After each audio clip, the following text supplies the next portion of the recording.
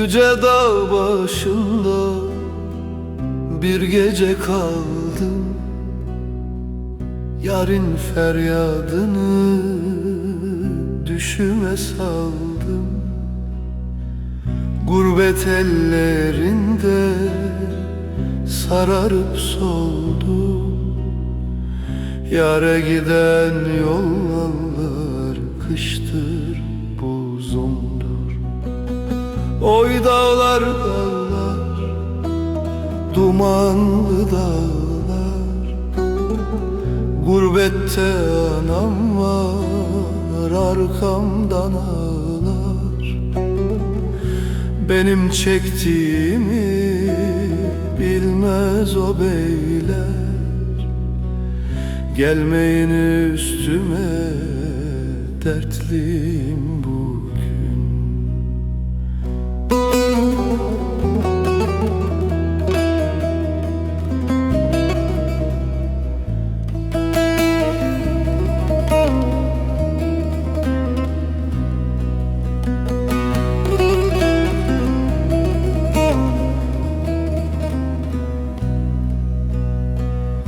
Esen seher yeli yarimi söyler, gönül bu sızıyla neylesin neyler.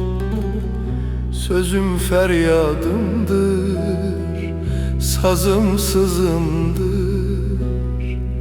alnıma yazılan garip yazımdır. Oy dağlar dağlar, dumanlı dağlar, gurbette anam var, arkamdan ağlar.